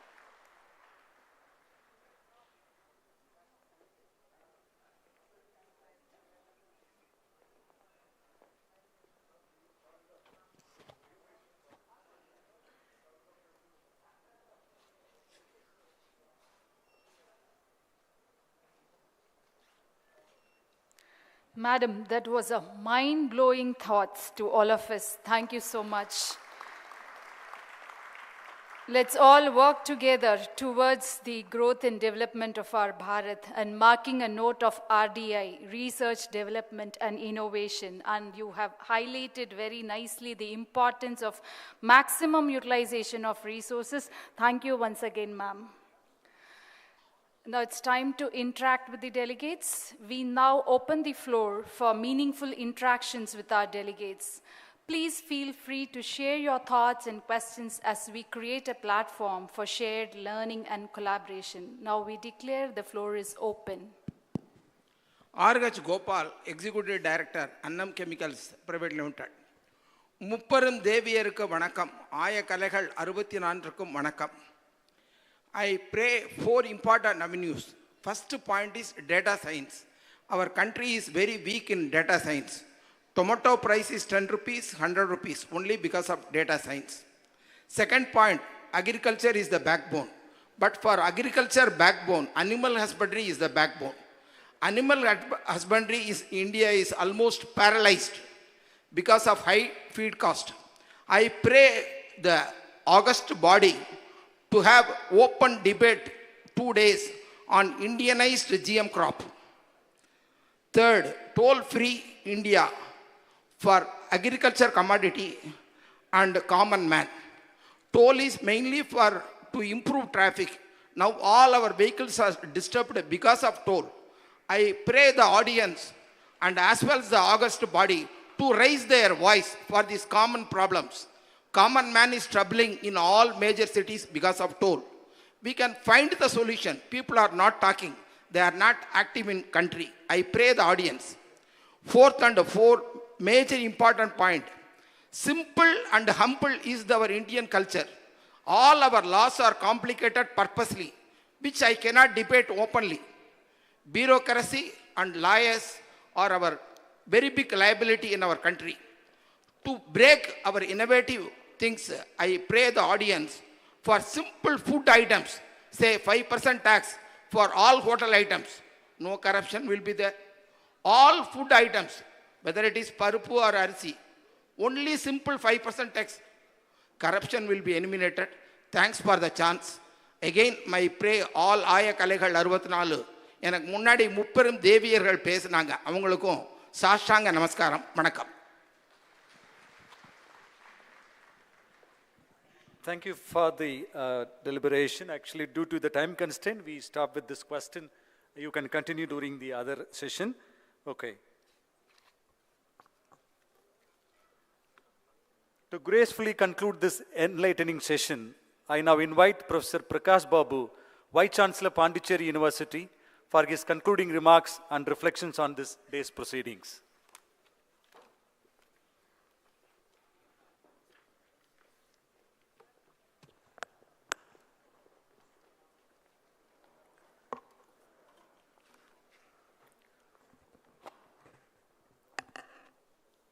Namaskar, ellarku vanakkam.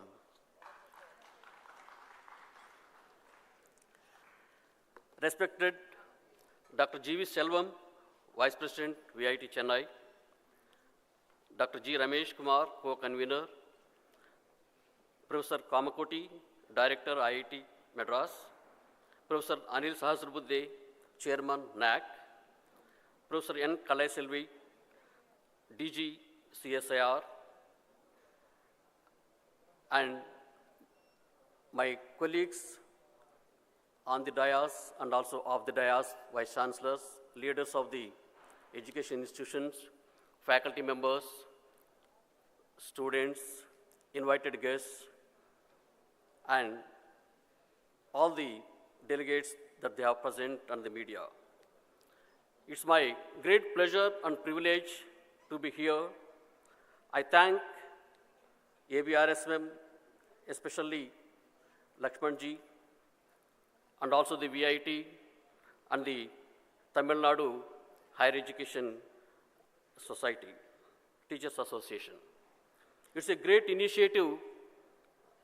This has been started in this place. The VIKSIT Bharat 2047 and a roadmap. The VIKSIT Bharat clearly indicated the very important 4 points that have been deliberated and discussed here.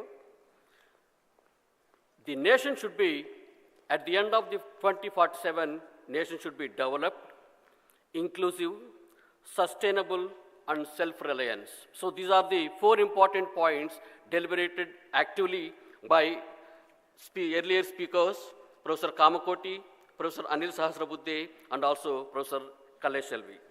Professor Kalaiselvi, she covered complete earth, space, and also the sea. Everything that is available.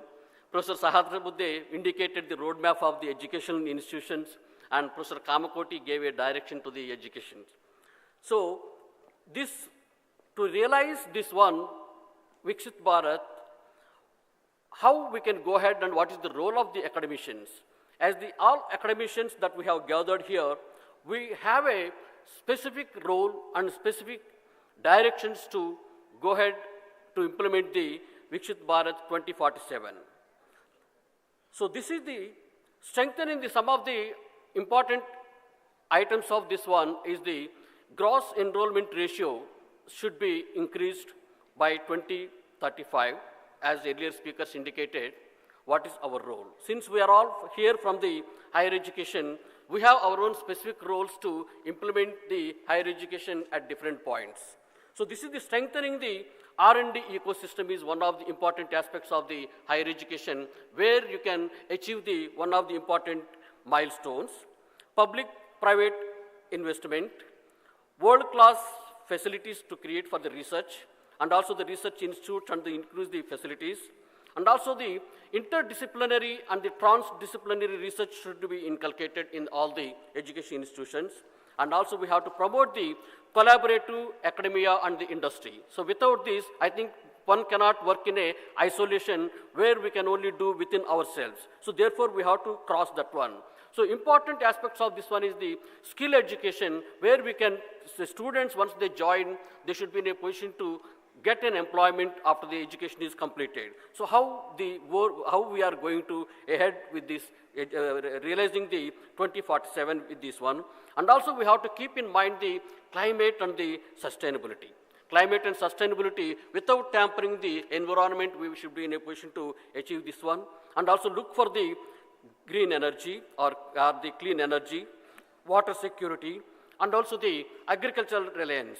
So these are all one of the important points of these academicians to keep in mind, and when we go back, we try to impart such a kind of things in the part and parcel of the education system.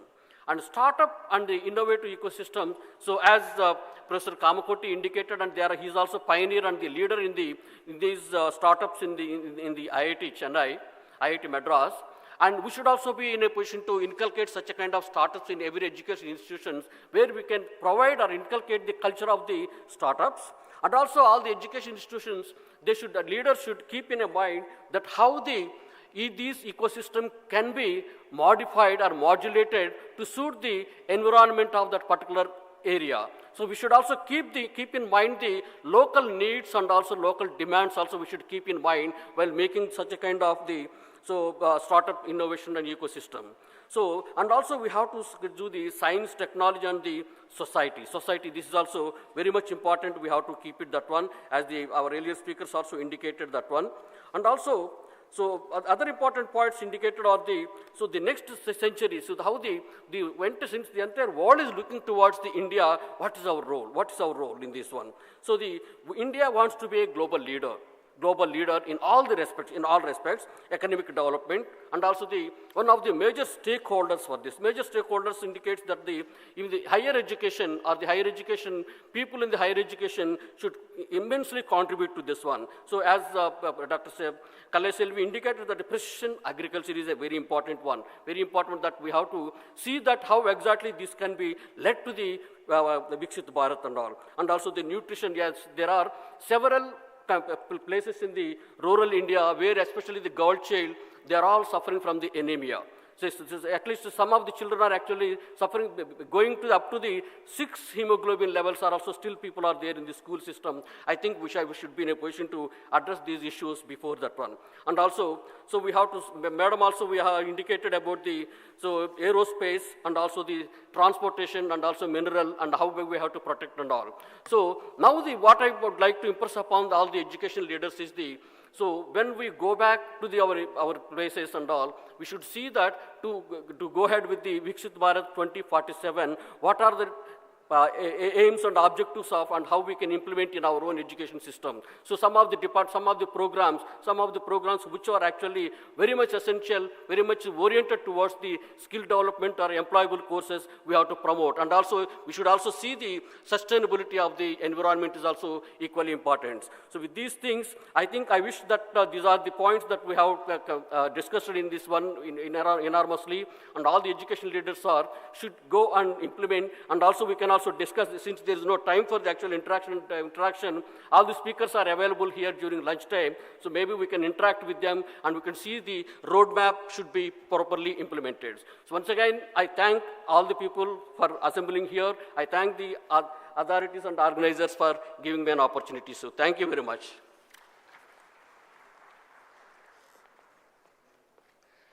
Thank you, sir. That was your wonderful thought-provoking insights. Thank you once again. As we near the end of this significant gathering, I invite Srimati C.A. Vasuki, Secretary, Kongunadu Arts and Science College, Coimbatore, to propose the vote of thanks and expressing our collective gratitude. Over to you, ma'am. Thanks a lot.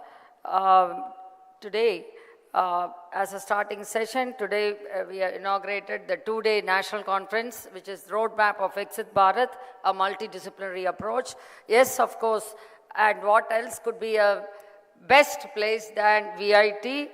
Our Vice President, G.V. Selvam of VIT Chennai, is the apt place. He's given an apt place and an apt person. As he said, Selvam vandu Selvam da. Adhe Marri, today the other person, our Professor Thagarajan, has briefed very nicely about the Vice-Chancellor, about the VIT and its contribution and why such a place was selected. There is no doubt.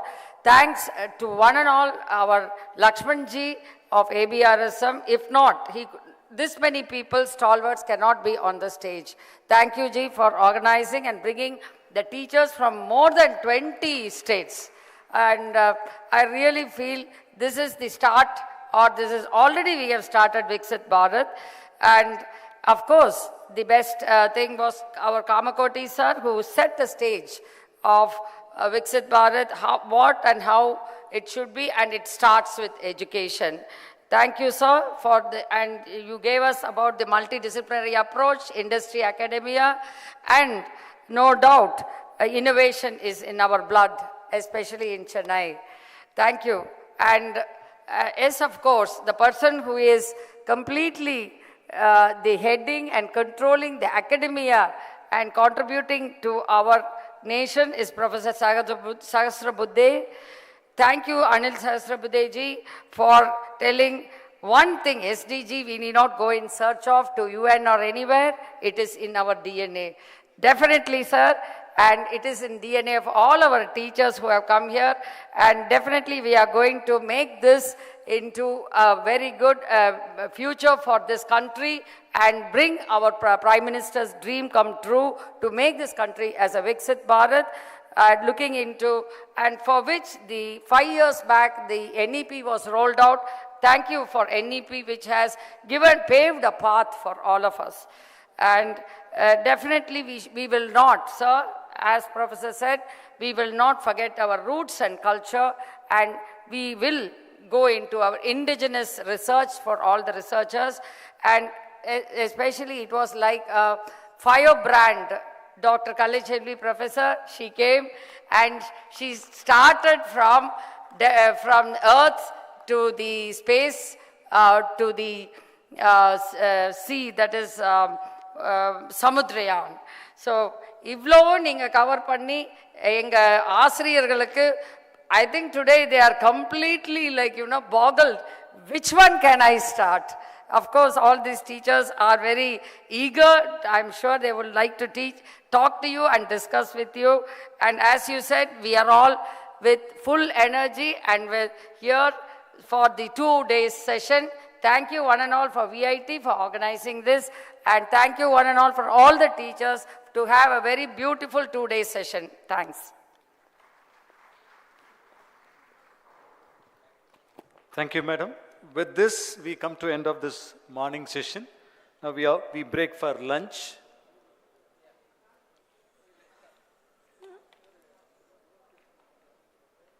Thank you all the dignitaries.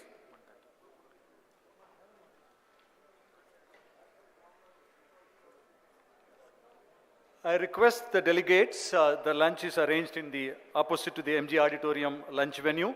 Sufficient counters are there. Please use all the counters available and make use of it.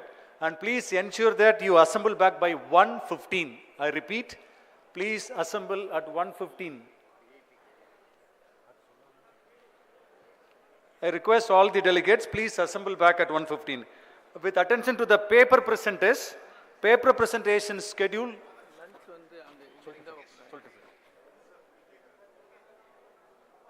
Volunteers, please open the middle door for the lunch. This is the regard to the paper presentation session. Those who are presenting the paper, the schedule is displayed near the registration counter in the green board. It will be on administrative block 5th and 6th floor. Tomorrow it will start at 7:45 a.m. I repeat, paper presenters, tomorrow the session will be there 7:45 to 9:30. I request all of you to check your schedule and be there in the respective venue at 7:45. The exact detail also has been mailed to your mail also. Kindly check. If you require any assistance, please reach out to our volunteers. Thank you. Once again, I repeat, please all of you assemble back at 1:15. Exactly at 1:30, we will start the formal inaugural program. Thank you.